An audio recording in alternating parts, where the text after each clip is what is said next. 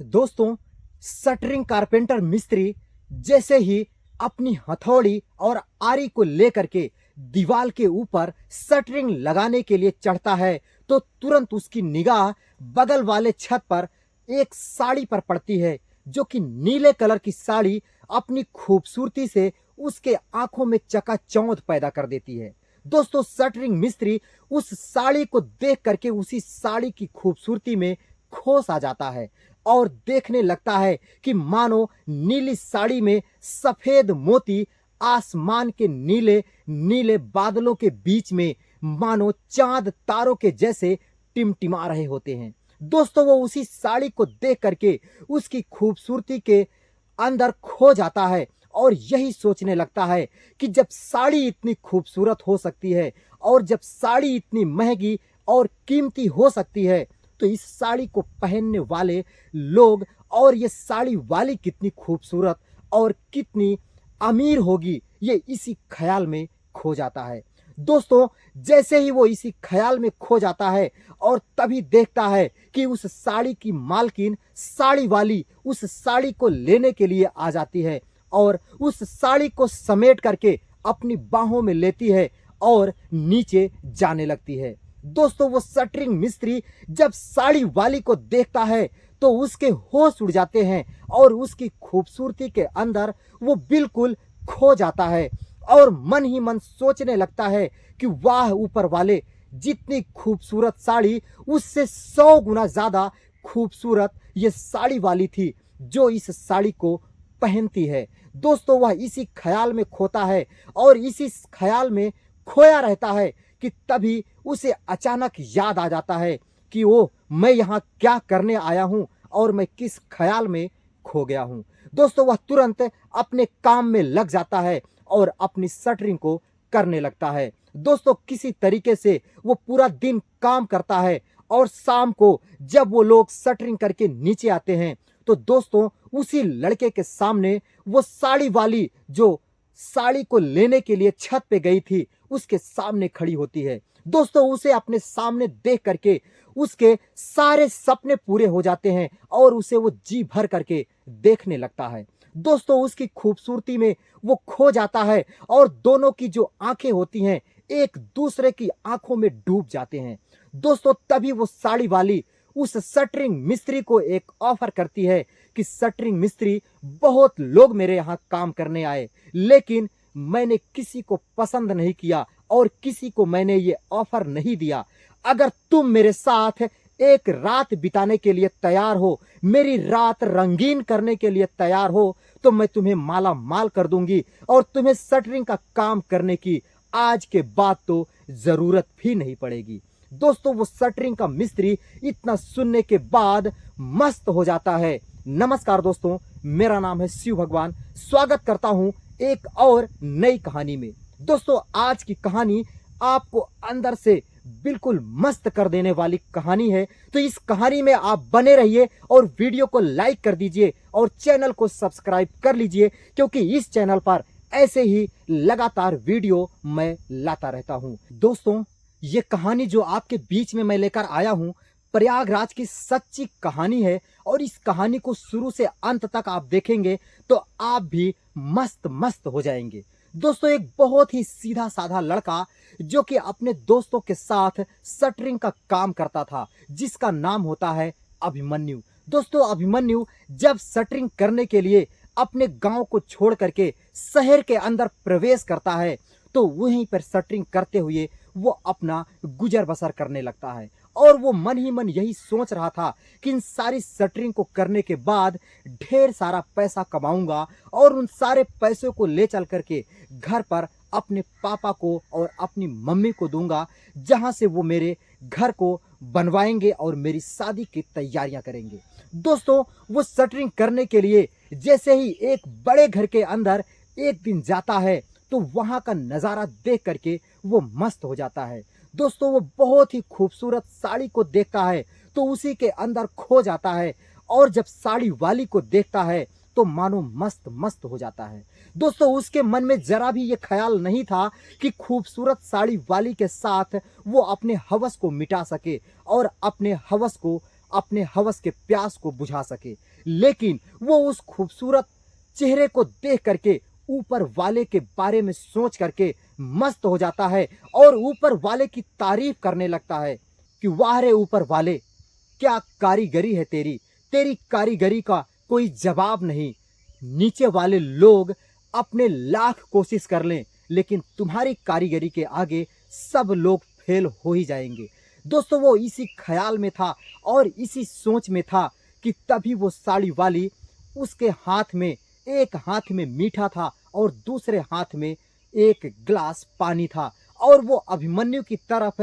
पानी को देते हुए कहती है कि आप लोग दिन भर धूप में काम करते हो, थक जाते हो, भूख लग जाती है, प्यास लग जाती है, तो आप ये पानी पियो और आराम करो, फिर आपको जहां भी जाना है आप जा सकते हो। दोस्तों, अभिमन्यु पानी को लेते हुए उस साड़ी वाली के आंखों में खो जाता है और ऊपर वाले के बारे में बार बार यही सोचने लगता है कि वाह रे ऊपर वाले, तूने क्या कारीगरी करी है। इस कारीगरी को देख करके क्यों ना ये लोग मोहित हो जाएं। दोस्तों, वो इसी ख्याल में ही था कि वो साड़ी वाली उसके सामने एक प्रस्ताव रख देती है और उससे बातें करने लगती है और बातें करते करते कब वो दोनों एक दूसरे के दोस्ती में खो जाते हैं और एक दूसरे के साथ उन दोनों की दोस्ती हो जाती है, ये उन दोनों को भी पता नहीं चल पाता है। दोस्तों, अभिमन्यु उस व्यवहार को देख करके, उस नई नवेली दुल्हन के इस विचार को देख करके मस्त हो जाता है और दौड़ करके अपना हाथ बढ़ाता है और उसके हाथों से बाटल भरा पानी ले लेता है और वो लोग पानी पीने लगते हैं और पानी पीते हुए अभिमन्यु उसकी खूबसूरती में खो जाता है और उसके दया दृष्टि में भी खो जाता है और सोचने लगता है कि ऐसे लोग बड़े कम ही देखने को मिलते हैं। इतने अमीर होते हुए भी हम गरीबों की और हम मजदूरों की कितनी फिक्र है इन लोगों को। दोस्तों, वो लगातार उस घर में काम करने लगते हैं और हफ्ते भर काम करने के बाद वो पाता है कि वो जो बहू होती है, वो जो दुल्हन होती है, वो जो साड़ी वाली होती है, वो लगातार इन सारे लोगों को ध्यान देती है और सारे लोगों को टाइम टाइम खाना, पानी और हर एक चीजें इनको देती रहती है। दोस्तों, ये सारी बातों को देख करके अभिमन्यु अपनी मालकिन की संवेदनशीलता में खो जाता है और ऊपर वाले से यही प्रार्थना करता है कि ऊपर वाले, ऐसे लोगों के घर में कभी दुख नहीं आए और कभी ऐसी बात न होने पाए जहां से इन लोगों को कष्ट हो पाए। ऐसे अमीर लोगों को तो मैंने बहुत देखा है कि लोगों की अवहेलना कर देते हैं और लोगों को डांट देते हैं, उनसे ठीक तरीके से बात भी नहीं करते हैं। लेकिन यहाँ पर ये मानो मेरे घर के लोग हों और इस तरीके से ये लोग हम लोगों का ख्याल रखते हैं कि मानो मैं अपने घर के ही अंदर काम कर रहा हूँ। दोस्तों, वो हमेशा से मालकिन के संवेदनशीलता में ही खोया रहता है और एक दिन जब वो मालकिन अपने हाथ में पानी का ग्लास लेकर आती है और इन लोगों को पानी देते हुए कहती है कि आप लोग नीचे आकर के पानी पी लो क्योंकि धूप बहुत तेज है, घंटे 2 घंटे आराम कर लो, उसके बाद जाकर के फिर से तुम लोग काम करना। दोस्तों, अभिमन्यु जब ये बातें सुनता है तो तुरंत नीचे आता है क्योंकि उसको भी प्यास बड़े जोरों से लगी थी और जैसे ही वो उस पानी को लेता है और साड़ी वाली का चेहरा देखता है तो वो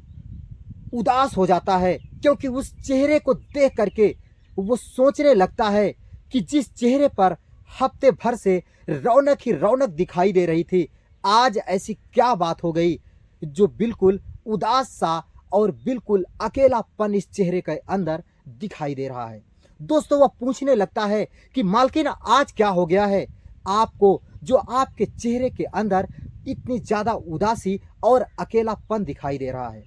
दोस्तों, वो कहती है कि कुछ नहीं, मुझे क्या हुआ होगा, मैं तो बस केवल किचन से बाहर आई हूँ, इसीलिए ऐसा लग रहा है कि मेरा चेहरा उदास है, बाकी मुझे कोई दिक्कत नहीं है। आप लोगों के लिए पानी लाई हूँ और पानी को रख करके वो वापस मुड़ करके जाने लगती है। तभी अभिमन्यु कहता है कि नहीं मालकिन, जरूर कुछ छिपा रही हो, आपको जरूर कोई दिक्कत है, क्योंकि ऐसे में मैं आपके चेहरे को रोज देखता हूं, लेकिन जो आज मुझे दिखा है ये औरों दिन नहीं दिखाई देता था। दोस्तों, वो रोने लगती है और अपने आंचल से अपने आंसुओं को पोंछने लगती है और जाते जाते कहती है कि अभिमन्यु, किसी दिन अकेले में रहोगे तो ये सारी बातें मैं आपसे जरूर बता दूंगी। अभी ना तो बताने का सही टाइम है और ना ही मैं इन सारे लोगों के सामने ये बातें बताने के लिए सही तरीके से तैयार हूँ। दोस्तों, वह इतना कहते हुए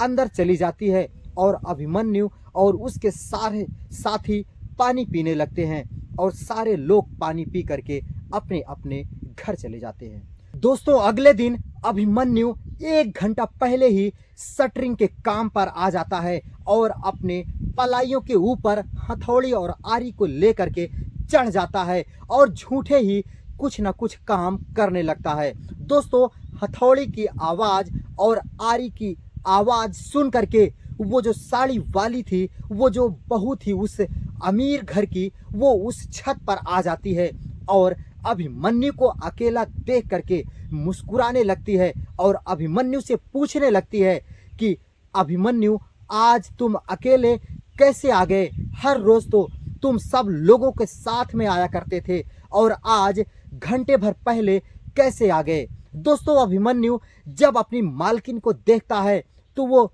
खुश हो जाता है और कहने लगता है कि मालकिन, तुम्हारी उदासी को देख करके ये अभिमन्यु रात भर सो नहीं पाया है और रात भर तुम्हारे ही बारे में मेरे मन के अंदर तरह तरह के ख्याल उठ रहे थे। आखिर ऐसी क्या बात हो गई जो मेरी मालकिन उदास हो गई और मेरी मालकिन के आंखों के अंदर वो रौनक नजर नहीं आई? और मैं इसीलिए सबसे पहले आया हूं कि आपने बोला था कि अकेले में रहोगे तो मैं अपनी सारी बात बता दूंगी। तो दोस्तों, वो अभिमन्यु कहने लगता है कि मालकिन, मैं बस इसीलिए सब लोगों से घंटे भर पहले आ गया हूं ताकि मैं वो बातों को जान सकूं और आपके कष्ट को दूर कर सकूं। तो वो जो साड़ी वाली और वो जो बहू होती है, वो अभिमन्यु के पास आ जाती है और अभिमन्यु के बगल में बैठ जाती है और कहने लगती है कि अभिमन्यु, एक बहुत बड़ी कहानी है। ये मेरी पूरी जिंदगी इस घर के अंदर नर्क बन चुकी है, क्योंकि तुम्हें लगता होगा कि इतने बड़े घर के अंदर इतनी अमीर बहू लोगों के सामने ऐसे लगती है कि मानो फूलों के साज और फूलों के बेड पर सोती होगी। लेकिन मेरे मन के अंदर क्या चलता है और मेरे अंदर क्या बीतती है, मेरे ऊपर क्या बीतती है, ये तो मैं खुद ही जानती हूँ और लोग क्या जाने। दोस्तों, अभिमन्यु को फिर से चिंता होने लगती है और उसके मन के अंदर जिज्ञासा उठने लगती है कि आखिर क्या कष्ट पड़ता है इस अमीर बहू को, क्योंकि वो अपनी मालकिन के पहनावे को और अपनी मालकिन की अमीरी को देखा था और उस घर के पीछे के काले सच को नहीं जानता था। दोस्तों, वो मालकिन बताने लगती है कि अभिमन्यु, मैं पिछले 5 सालों से मेरी शादी हो चुकी है और मैं अभी एक भी बच्चा पैदा नहीं कर पाई हूँ और ना ही मुझे कभी गर्भ रुका और ना ही मुझे कोई बच्चा हुआ। मेरी सास और मेरा पति हमेशा मुझे इसी क्लेश के अंदर और इसी बातों से सताया करते हैं और इसी बातों का मुझे ताना दिया करते हैं कि तू एक बांझ है और तेरे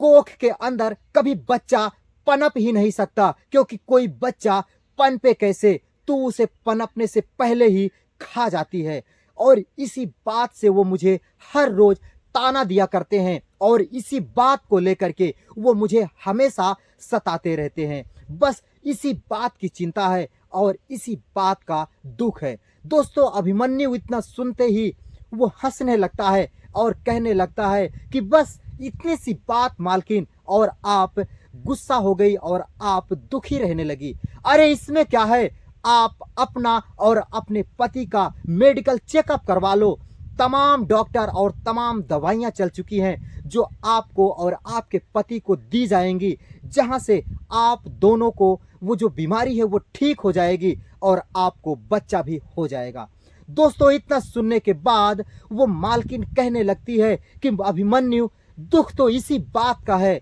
कि मेरा पति मेरे साथ कभी अस्पताल जाता ही नहीं है, क्योंकि उसे लगता है कि उसके अंदर कोई कमी नहीं है और उसे लगता है कि सारी कमी मेरे अंदर है। जबकि मैंने कई बार अपना टेस्ट करवा लिया है, कई बार मैंने अपना चेकअप करवा लिया है और मेरे अंदर कोई भी कमी नहीं है। डॉक्टर हमेशा मुझे यही बताते हैं कि तुम्हारे पति के अंदर ही कमी है, नहीं तो तुम माँ बनने के लिए बिल्कुल तैयार हो। दोस्तों इतना सुनने के बाद अभिमन्यु का भी मन दुखी हो जाता है और कहने लगता है कि मालकिन, फिर कैसे होगा, आपको बच्चा कैसे होगा जब आपके पति अपना इलाज ही नहीं करवाएंगे और आपके अंदर कोई कमी नहीं है, तब आपको बच्चा कैसे हो सकता है। मालकिन कहने लगती है कि अभिमन्यु, अगर तुम चाहो तो बच्चा हो सकता है, इसीलिए तो मैं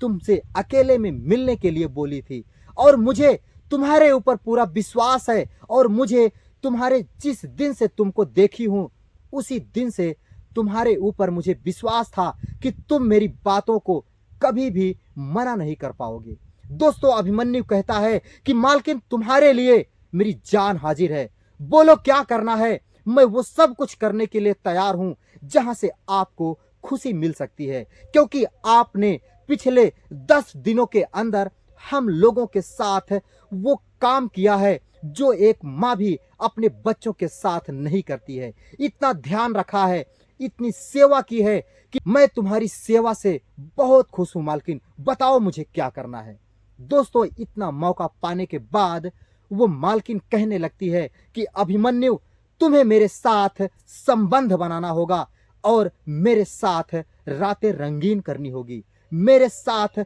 वो सब कुछ करना होगा जो एक पति अपनी पत्नी के साथ करता है।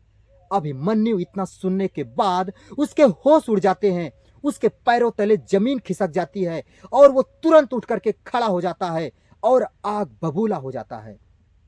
और कहने लगता है कि मालकिन, ये कैसे सोच सकती हो कि अभिमन्यु इतना गिरा हुआ है कि जिस मालिक के घर में काम करता है उसी की थाली में छेद कर सकता है, जिस रोटी को खाता है और जिस मालिक के यहाँ काम करता है उसका नमक हलाल कभी नहीं बन सकता है। अरे आप मेरी मालकिन हो, आप मेरे माँ के समान हो और मैंने सदा से आपको अपनी मालकिन माना है। मालकिन, मैं तुम्हारे साथ ऐसी घिनौनी हरकत तो बिल्कुल भी नहीं कर सकता। और वो अभिमन्यु जाने के लिए तैयार हो जाता है, तभी मालकिन उसका हाथ पकड़ लेती है और कहने लगती है कि अभिमन्यु, 10 दिन से जो मैंने ख्याल बना के रखी थी, जो मैंने सोच के रखा था कि मेरे सारे सपने पूरे हो जाएंगे, एक ही पल के अंदर तुमने वो सारे सपने चकनाचूर कर दिया। इतना सुनने के बाद अभिमन्यु हंसने लगता है और कहने लगता है कि वाह रे मालकिन,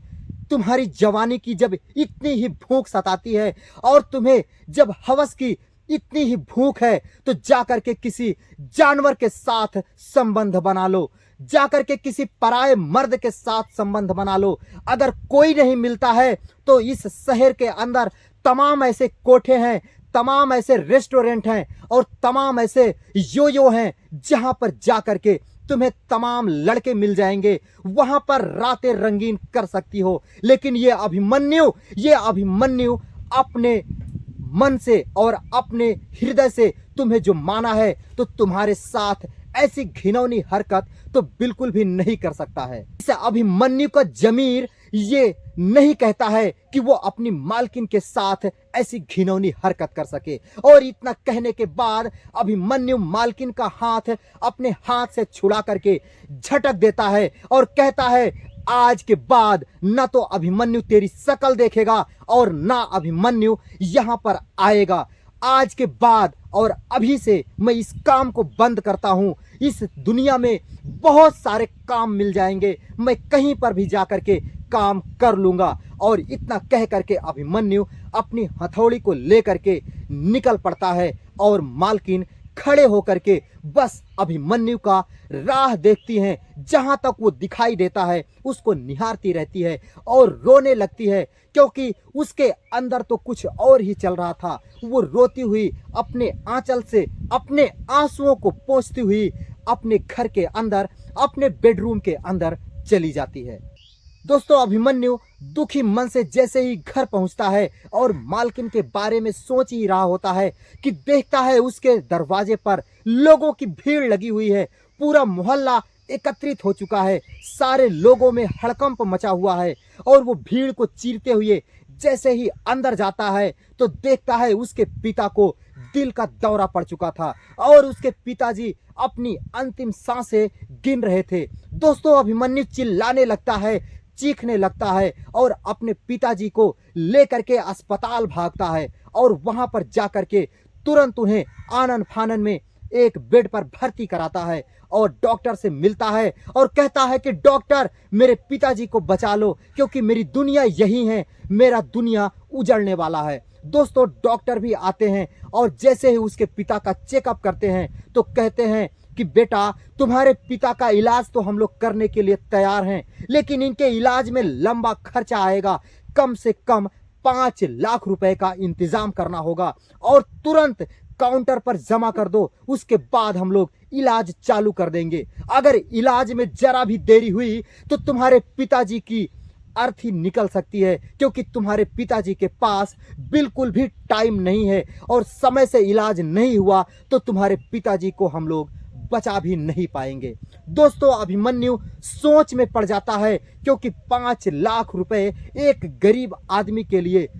बहुत बड़ी रकम होती है। दोस्तों, वह इसी सोच में डूबा था कि उसको पैसे कहां से मिले। तभी उसे ख्याल आता है कि मालकिन ने बोला था कि अभिमन्यु, मेरे साथ एक रातें बिता लो, मेरे साथ संबंध बना लो, उसके बजाय तुम मुंह मांगा इनाम ले सकते हो, मैं तुझे माला माल कर दूंगी, जितना चाहो उतना पैसा देने के लिए तैयार हूं। दोस्तों, अभिमन्यु अपने पिताजी का मुंह देखता है और मालकिन की बातें उसके दिमाग में घूमने लगती हैं। सैकड़ों बार इस बात को सोचता है और सोचता है कि पिताजी से बढ़ करके इस दुनिया में कुछ भी नहीं है, और वह उस बात को अपने दिमाग से निकाल देता है और दौड़ करके उस मालकिन के घर पर जाता है और कहने लगता है कि मालकिन,